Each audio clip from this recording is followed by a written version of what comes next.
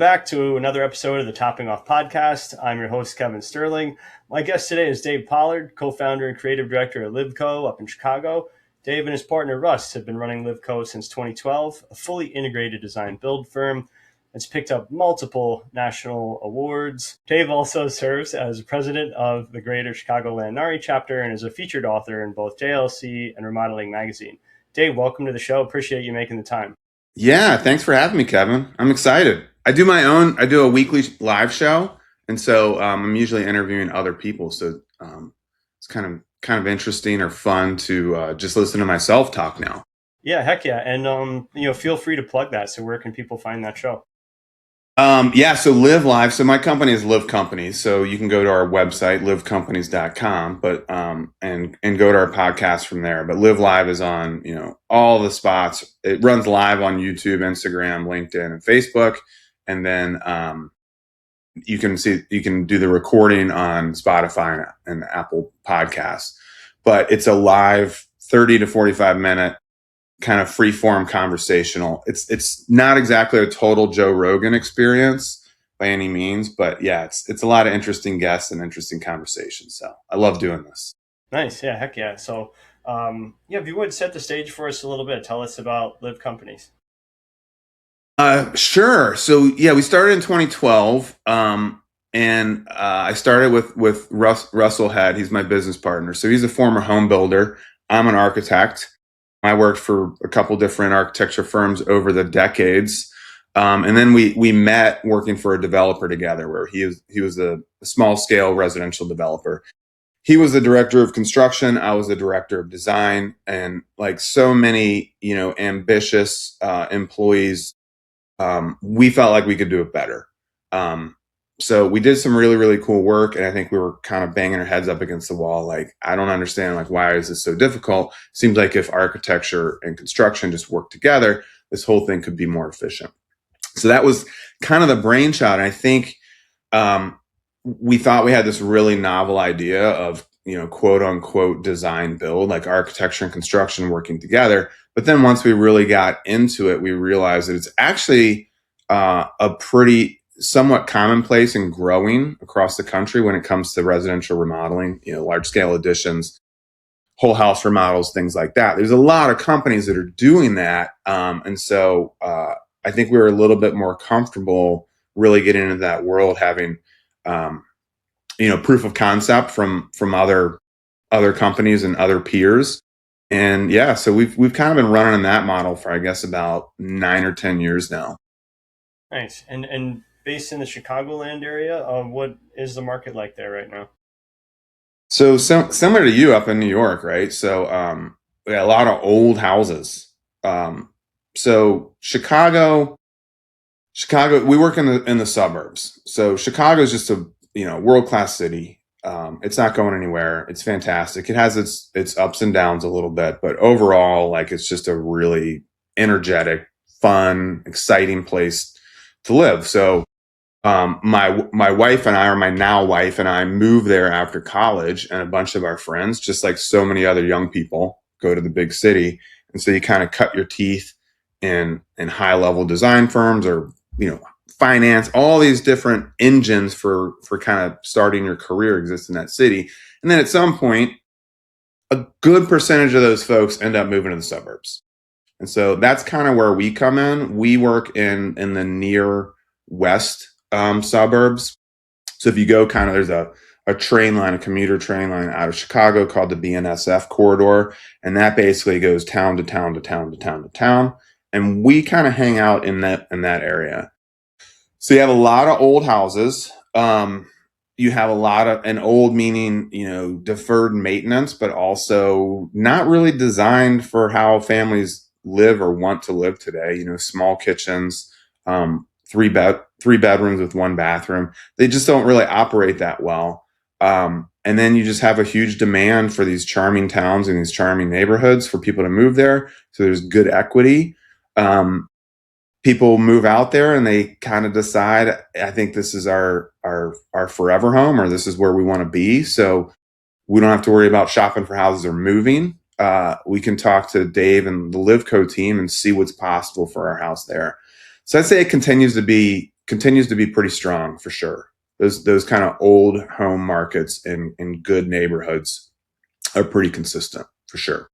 Nice. And with having such design resources in-house all under one roof, what is the collaboration like? Like, are you spending a lot of time in the field? Is Russ, contributing a lot to the design process? That's a great question. So, over a 10-year evolution, we've certainly grown, and we've tried to build this into a quote unquote real company. So, in the early days, sure, it's Dave and Russ Co. is essentially right where the owners are doing the work. So I would design and Russ would be the project manager. What we learned pretty quickly is that's not wildly scalable.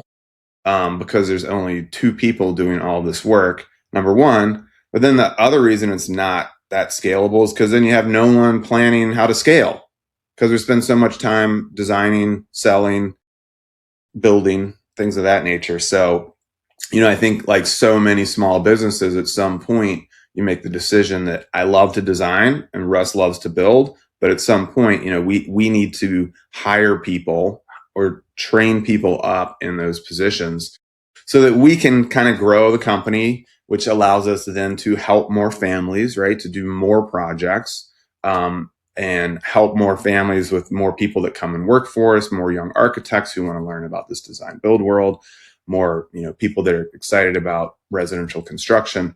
So we've certainly evolved out of that. So I'm rarely in the field and actually don't even live in Chicago now. I live in North Carolina, which is its own. We can talk about that separately, or as a separate topic.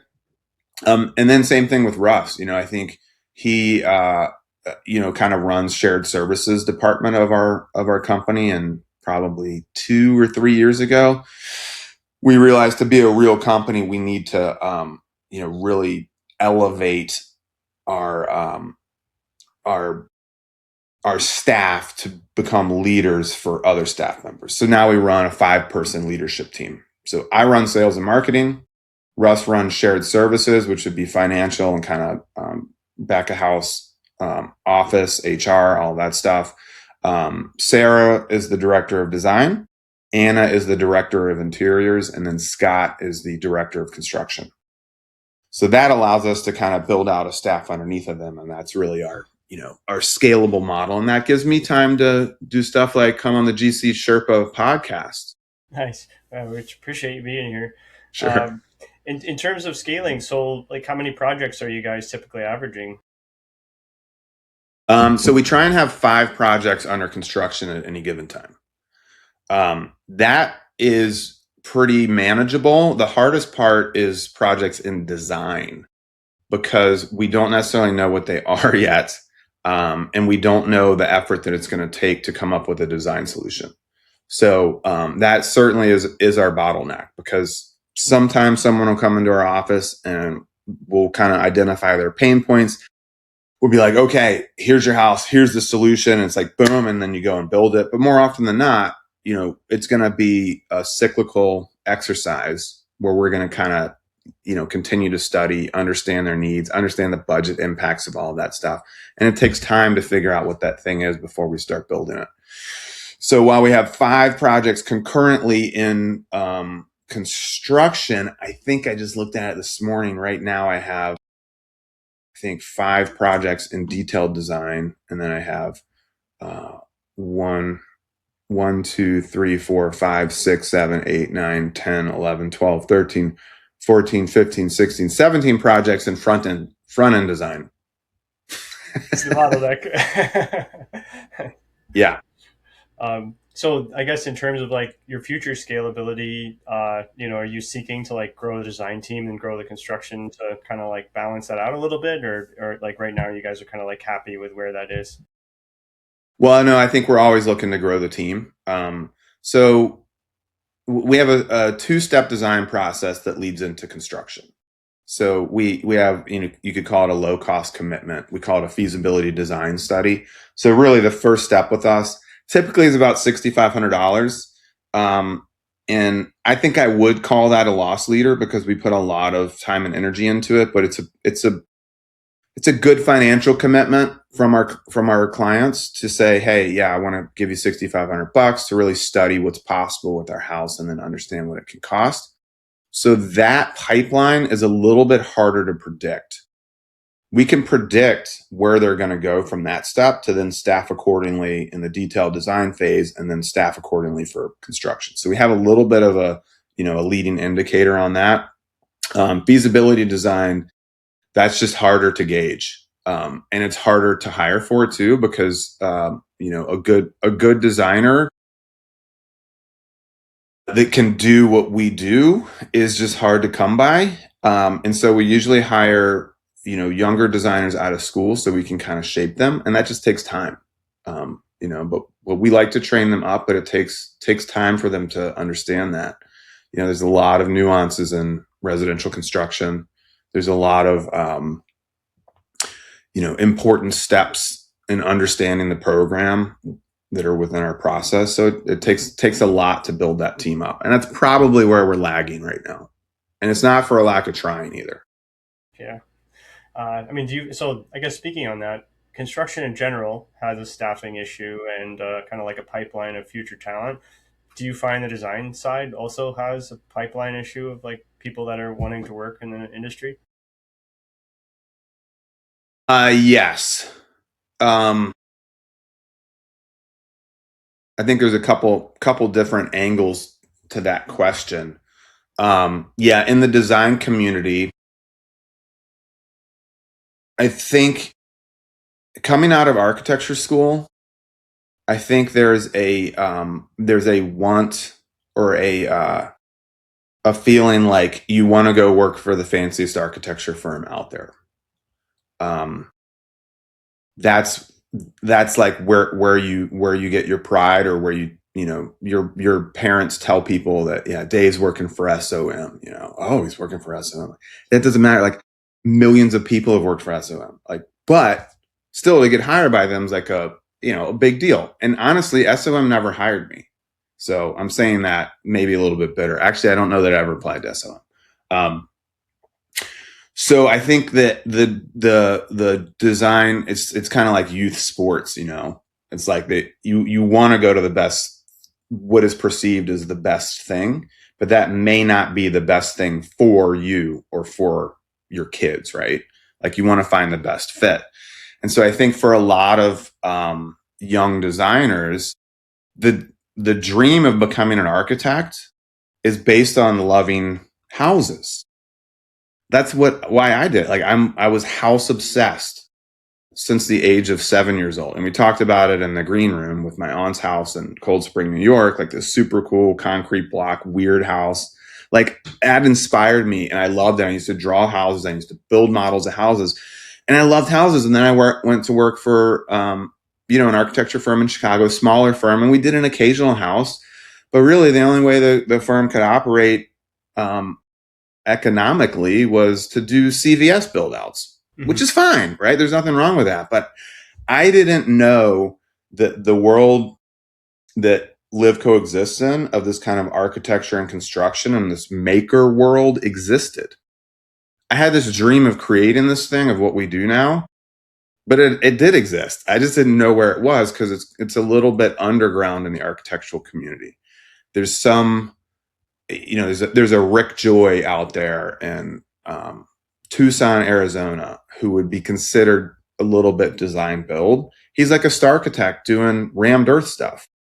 Like, it's still an outlier of, the world of being able to, practice architecture, work directly with really great families, be creative, and actually watch something get built is pretty cool. I think it's cooler than, skyscrapers. And I worked on skyscrapers and had a dream to work on skyscrapers. You do 3 skyscrapers and they're kind of boring. So that, anyway, to answer your question, I do think that there's, a design talent pipeline issue, and just kind of understanding what's out there. And that's the same, it's marketing, or is related to that. It's relationships with schools, with architecture schools. Obviously the big firms are going to have internship programs and things like that. We have interns every summer, but they find us somehow. you know? Mm-hmm. So yeah, we'll see. And especially with AI changing the design world, who knows what's happening there. So Yeah, I was at the New York Build Show in March, and there was a whole symposium on AI and architecture and how it would affect it, and if it's people are ready to have AI design things yet. And the consensus was at the end of the day, somebody's name has to be on the stamp. So, well, that's such bullshit, right? Like we're just gonna say no, we're good because the bureaucracy is gonna make sure that we're still there.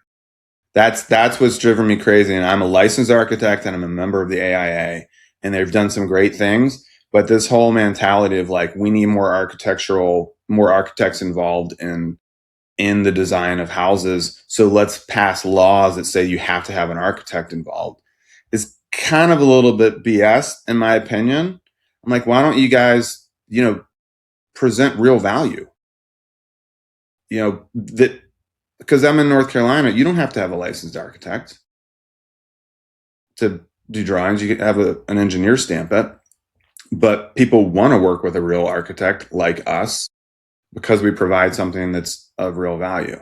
So anyway, could get into that whole thing, but yeah, I definitely think, the design community is going to have to really, for the last 20 years, have to take a real hard look at like what they're really providing, because it's not any liability. They shed all liability. I don't really know what the major value add is of one firm over another.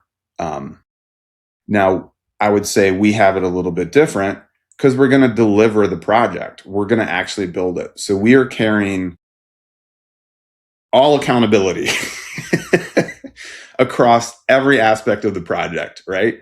So there's a real value add to someone who needs a design and construction project there.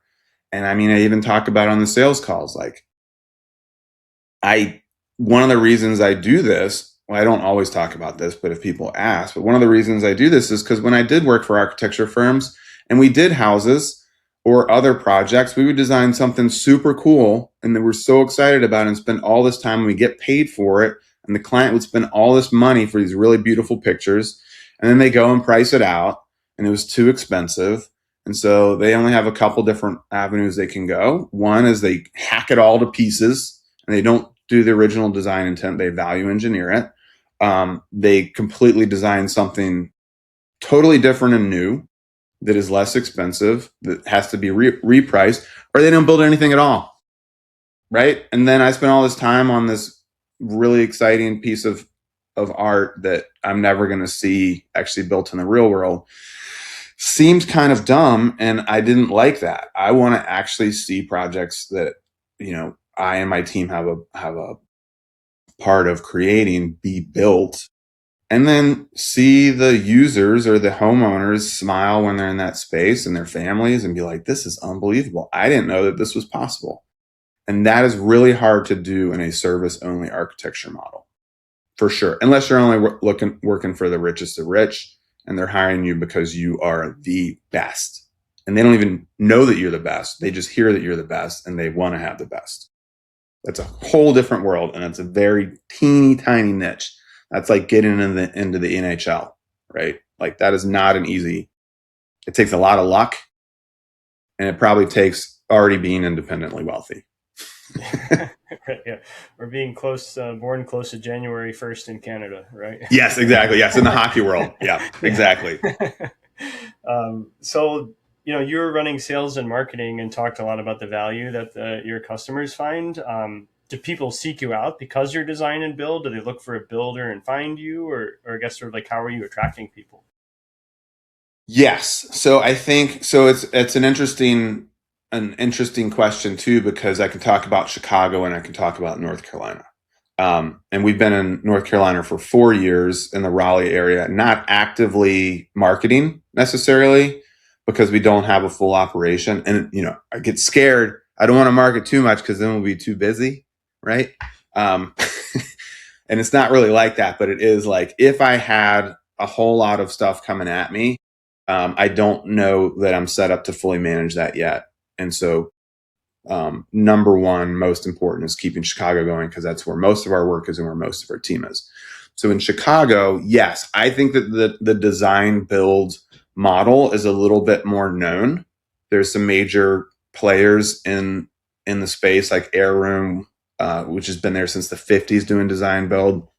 Normandy, another huge one, does beautiful work as design build. So I think it's a little bit more of a known entity in that whole idea. And so if someone says, and now with AI, they're going to go in and they're going to ask ChatGPT, hey, I don't know what to do with my house. And ChatGPT is going to say, a good thing to do is maybe talk to a design build professional like LivCo, because they're going to help you, understand what's possible with your house and what that may cost, right? Is kind of the idea. So I think people are finding us digitally as a result of that, and having a pretty solid digital footprint of helping people solve their questions on their house. So people on Google, and hopefully our website tells that story pretty well too. And they kind of come to us, I think, first because they like the design. And then often they're like, oh, and you build it. That's pretty cool, So it's a little bit hand in hand. Rarely do people just come to us because they want a general contractor. Because if you're just looking for a general contractor and you're looking for the lowest bidder, you're going to go to our website and you'll be like, those guys are not going to be the lowest bidder.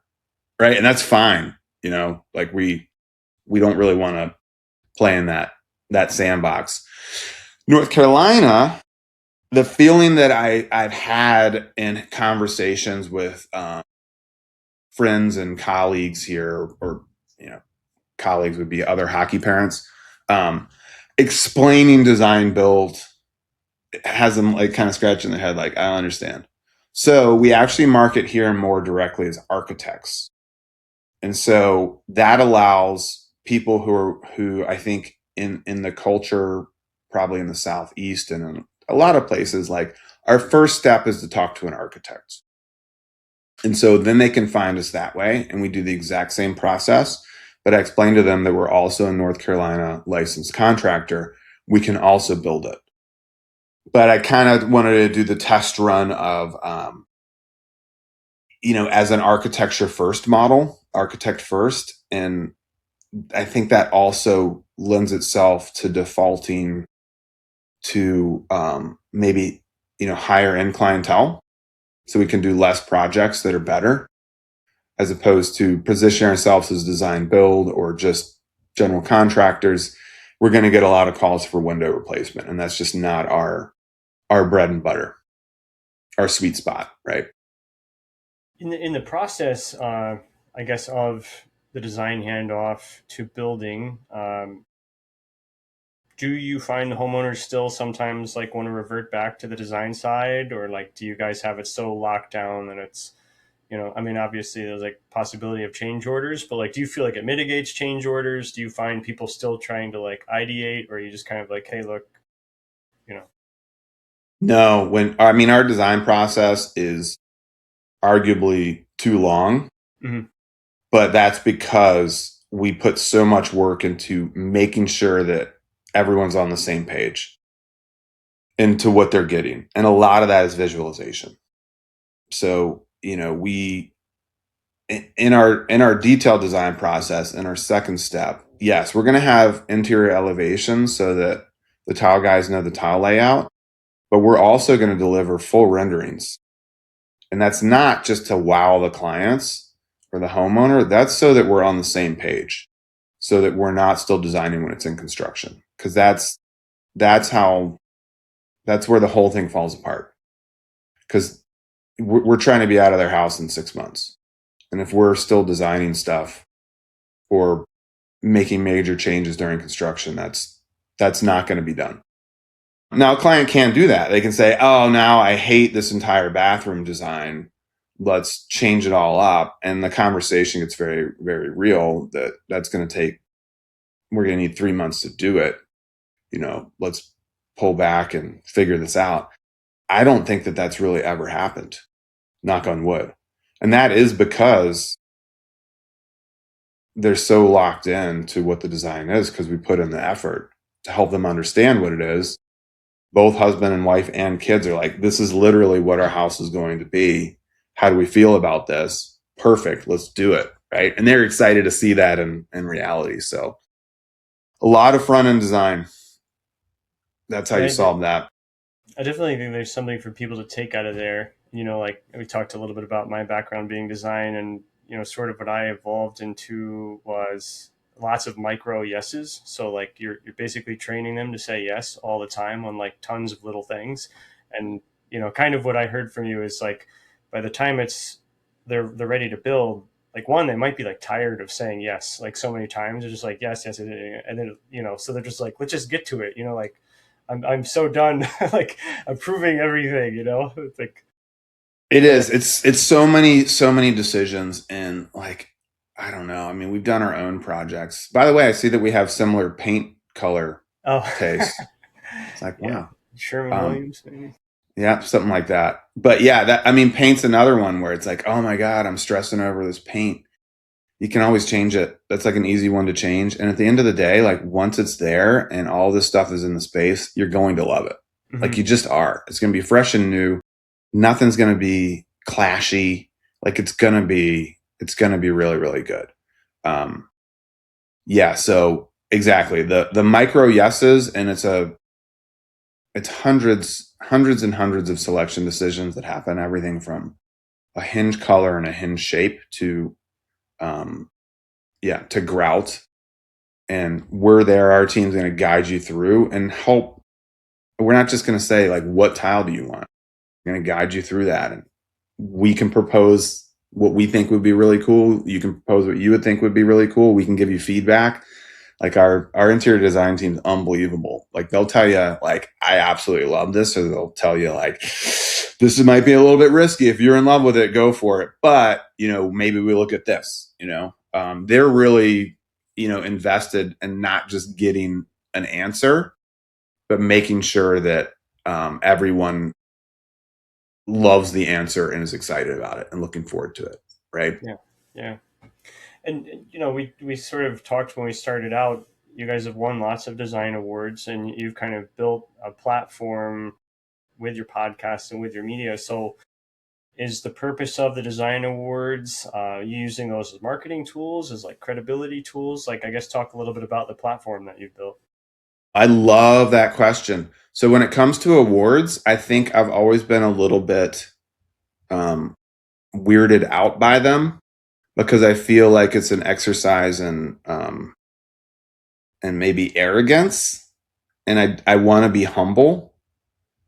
But as we grew the team, my team loves awards. They get so into it. So we go to like the NARI, the Roadie Awards, and we'll get a whole table and everyone's there. And it's like, and that, you don't know who's going to win, and your competitors are sitting over on the table next to you, and we win 6 and they win 1. And you're like, all right, we love it.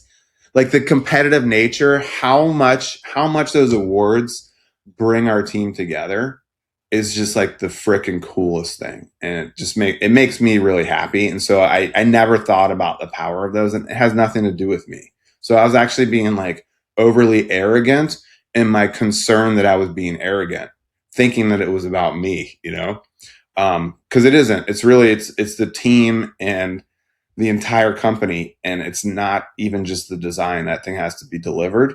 And I don't even have a hand in the design anymore, really much, unless they need my help or support or questions. So it's really, really fun to see that as a cultural cornerstone of what we do. And we look forward to it every year. Like we can't wait. Submitting them is a lot of work, but the actual award ceremonies it makes it all worth it. But yes, for sure. I mean, I think in terms of a marketing aspect of it, yeah, I mean, one of our core values is we're experts. I think you see it right here on my shirt. This is our core value shirt. So, yeah, I mean, anything that reinforces us as experts in our field, absolutely, like that carries value. So most of what we try and put out in terms of marketing messaging, we want to be aligned to our core values. So that makes perfect sense. The podcast, what purpose does that serve? I don't know. That one might be a little bit more self-serving, just because I enjoy doing it. And because it's not necessarily, people say like, who's the target audience, and I'm like, I don't know. It's like anyone who's interested in hearing me talk to who I would consider interesting people. So I don't really know what we're going to talk about. I have everyone on from AI specialist to college hockey player to my kids hockey coach to the inventor of the creator of the Lego architecture series. Like, I've just had the most interesting people. And I kind of approach it, I think I mentioned that was somewhat self-serving. I remember as a kid when you get invited to a birthday party, like a friend's birthday party, I mean, you'd have to go. Target didn't exist, so we'd have to go to Toys R Us and pick out a present to get them. I'm like, I don't know what Ben wants. My mom would say like, well, just get what you would like. So the gift that you give to someone else is something that you enjoy. So that's kind of how I approach the podcast. Like, I don't have an agenda to sell anything to anybody or do anything. I just am doing something that I enjoy doing. And if someone else likes it, then that's great. And it's there for forever, right? So it's kind of fun. You just have this, this story of all, these interesting people that will be there for forever. And I don't know, it'd be fun to watch them in 20 years. Well, I think you're hitting on something that I've heard in the episodes that we've done where, and I almost wonder because I do see kind of a generational line in it where when I talk about some target customers, some builders will talk to me about the demographics of who they're serving, whether it's retirees or families growing or something. And, seemingly a younger band of people talk about the psychographics, and it's basically like we want to put our company vibes out, and like doesn't really matter who you are, but like if you vibe with our company, then like we're going to have a good time working together. And so it's really the experience of like the person who thinks it's cool that their architecture firm has a hockey coach on their podcast, and like you get to see the thinking behind the people, that it's like, okay, well, designers are basically you're hiring a thinker, that's like executing a thing. So yeah, I mean, it's I find, I mean, you guys are in a different category where like you are so design oriented that like who you are is coming out very truthfully in your messaging. But I find a lot of people who don't have that design aesthetic and resource where I'll talk to them and they will be fun and animated and like very mission driven in what they do. And then I will go to their website and it is like a boilerplate. Yep. It could be any builder anywhere in America that is like not even remotely special. And I kind of like show them like, dude, who you are does not come across in like how you're presenting yourself, So, yeah, and on that marketing front, so that's always been a little bit of a tricky one for us because I'm right there with you. Like, I don't want every other remodeler's website, and you can do that really easily. Yeah. And the SEO value and actually the conversion value on those are really good. Obviously you're going to have unique photos and things of that nature. And I also don't want like an architecture firm's website, which if you go to that, like that's just, is that a brochure website? It's not really a conversion site. It's like, let's see how weird we can make this thing, which is really cool. Right. But literally serves no, CTA purpose or anything like that. Yeah. So I've always tried to, work with our marketing consultants that kind of understand us and are in between that. So those folks themselves end up being like a little bit crazy and boutiquey. Mm-hmm. So Chris Deppa has done our website the past 2 times, and he would be, I think he's a really talented kind of digital designer on the SEO backend stuff. That's less of a specialty. So we hire super firms to do that, that live and are Google certified, and they can do all that stuff, but in terms of what we present to, prospects, we really want it to ooze us more or less. And then Rough Bones does our content marketing. So they do all of our project photos, they do all of our social media and stuff too. And they're super cool. It's a husband, wife, Matt and Becky.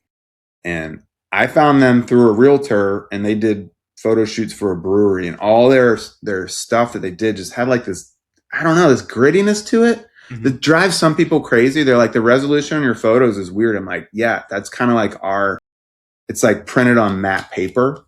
I kind of liked that.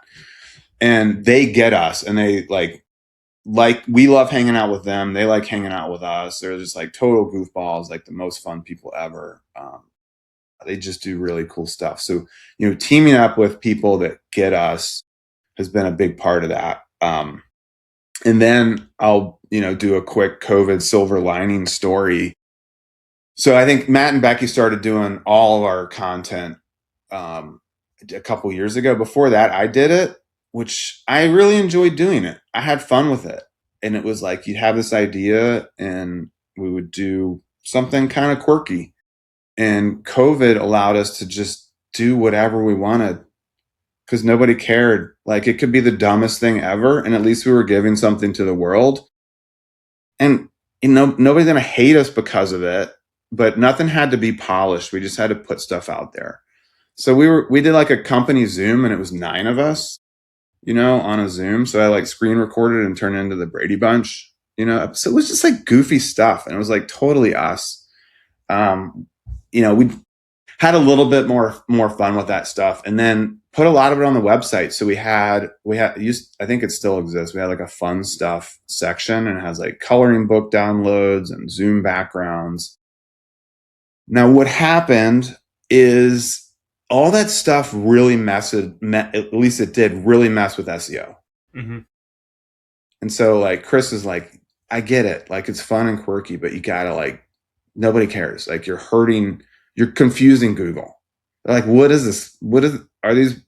I don't understand. Like, they make coloring books, or are they a remodeling?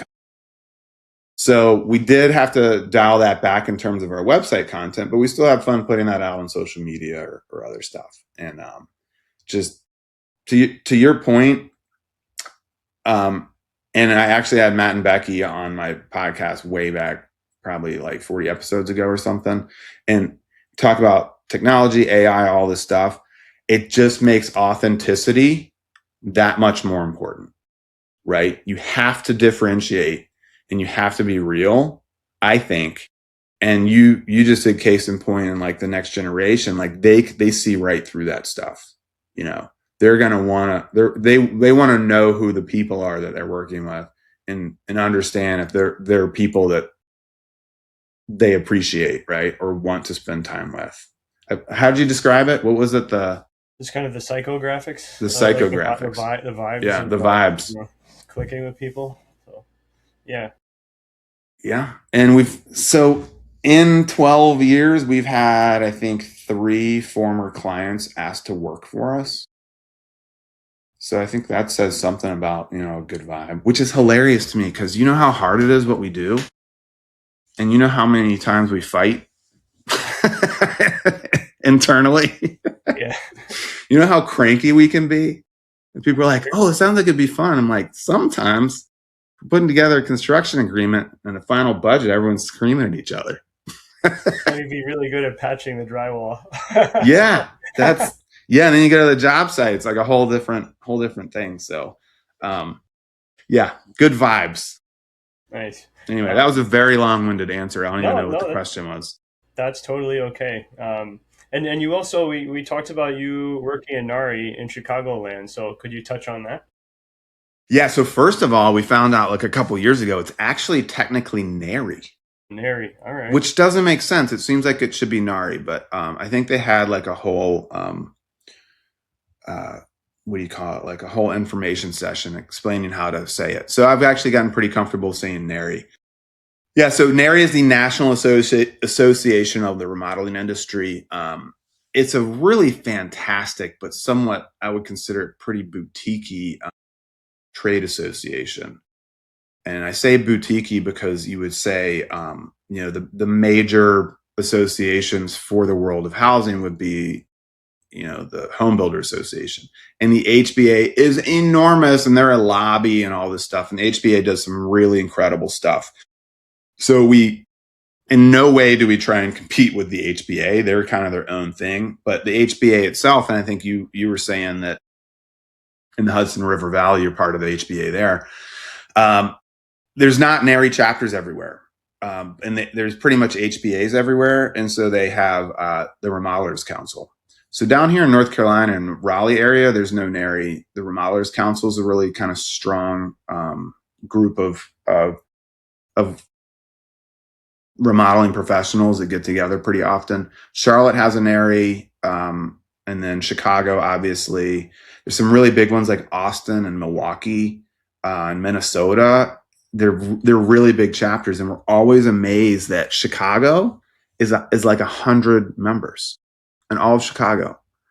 And so I took over as president a year and a half ago. There's always been a push to get more members, and we just struggle with it. I don't know what it is. So my kind of vision is probably aligns with the way that I approach everything, as you're hearing, is like, we just need to do better content. Like, we just need better events that people want to come to. And then people will come. People will start talking about it. You can't, I think putting together like a sales team to go sell NARI memberships doesn't really, do much if we don't have events that people want to go to. So we've really pushed, the whole board has done a really great job this year, really the past 2 years, in pushing some really good monthly events where we do usually a panel discussion with some kind of high level professionals that people are excited to come and see, with the networking hour as well. And we have sponsors for that. And then we, our senior vice president, incoming president, John Habermeyer, created What's the Beef?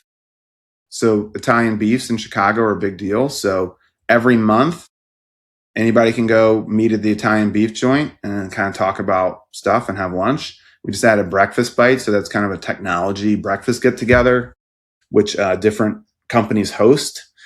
And then we come into our Roadie Awards, which is a big, huge event. That's the awards gala, which is so much fun. And hopefully we will be the big winner again. That's our goal. And then we have a big education event that we're doing this year, which is the NARI X event. And that is going to be geared towards top to bottom of your company. So not just owners. We're trying to get more employees involved. So every member company of NARI, all their employees are by default members. So while we have 100 member companies, we have thousands of actual members if all the people in the company would come. So that NARI X event is geared towards that. And that's kind of a reinvention of some things we've done over the years. And then we're adding a bowling event. So we got some people together to do bowling this year. So I'm really excited. It's been a really incredible experience for me, and managing, living in a different city and a family and travel sports and running a company, and then trying to just figure out how to help move NARI forward and bring great stuff to the world with as little effort as possible. And I'm not saying that to be like obnoxious about it. Like I only have so many resources that I can give, and it's easy to get into those kinds of positions and want to do too much and then just fail at all of it. So we've been pretty honest with all of the entire board. We've been honest with ourselves. Like, we cannot overcommit on this stuff. We just need to pick some stuff and do it well. Maybe one day we'll do house tours, all this other stuff, but let's just, kind of nail it on this stuff. And it's a really incredible community, really great,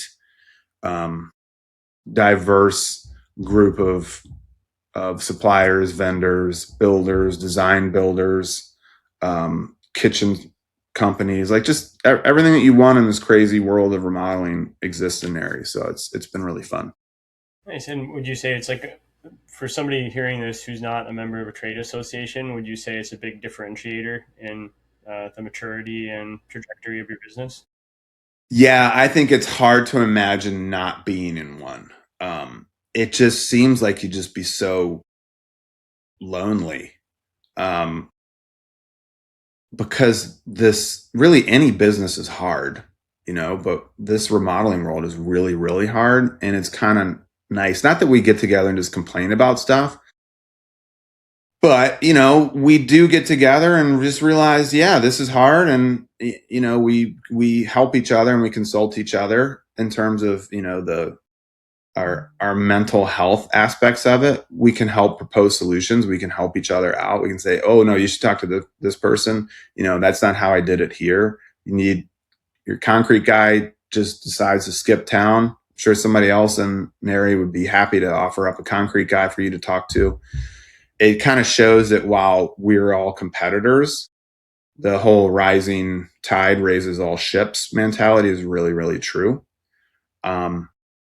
And so that NARI is wonderful for the remodeling industry. And then Russ, my business partner, he's been long-term HBA. He's on the state president ladder.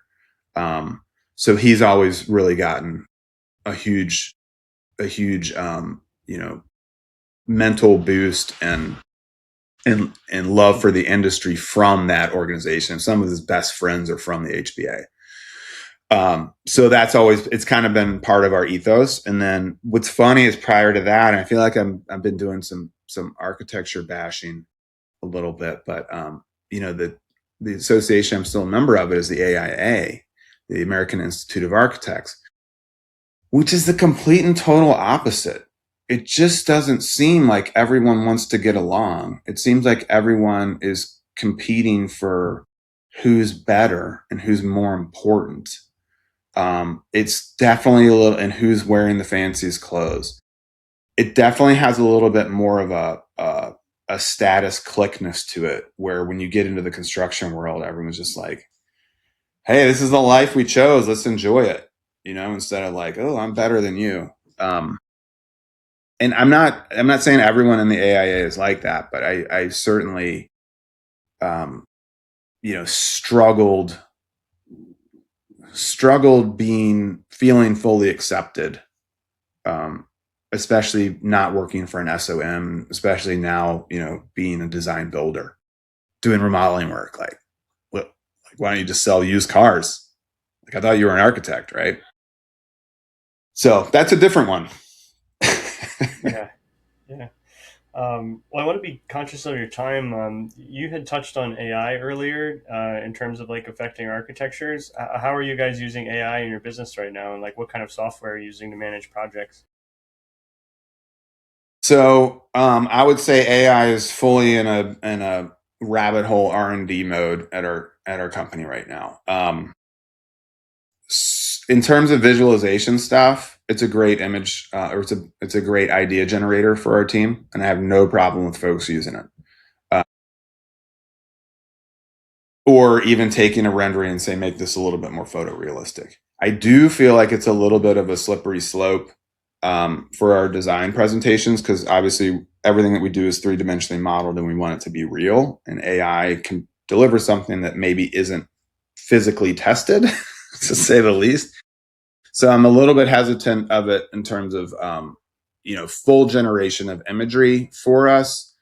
And I also feel like it's a slippery slope, because as soon as you start showing and saying that you're using AI, then it could take the value away from the real stuff that we show, because they don't know what's AI and what isn't, right? So it makes what we do potentially seem a lot easier than it is. And it is not. What we do is not easy. So on the design and imagery area, that's still yet to be seen. Me personally, I would say direct our AI lab, which has me weekly asking if there's anything that is causing headaches that I can start, or opportunities to look at AI. And so some stuff that we've done is use Claude to memorize our cabinet catalogs and then be able to generate cabinet pricing as a result of memorizing 900 pages of cabinet catalogs. I've built out a skill for kind of our contract. That's one thing that's on my list for our construction agreement checking against discrepancies. It can read drawings and then understand if scope drawings, contract, everything aligns, selections, really just giving a more detailed pass of all that stuff. So those are probably some of the bigger places that we're using it. And then I'm trying to understand how I can use Claude 2 to build better portals or user interfaces to all of our processes and documentation. And that's been kind of a fun exercise. And then I just talked to a lot of the other AI companies out there, like DataX is doing some really cool stuff. And then, which is essentially allowing you to, have your own AI agent for your company, which I think is where we need to go, right? Like instead of navigating folder structures, my team should just say like, hey, give me the company manual, and then it opens, right? Because it's able to access all that stuff. And then BizZen is another really interesting one. I just had Jordan on Live Live this week and just kind of hearing how they're building all these AI tools to automate all the tedium back of house stuff, right? As well as on the job site.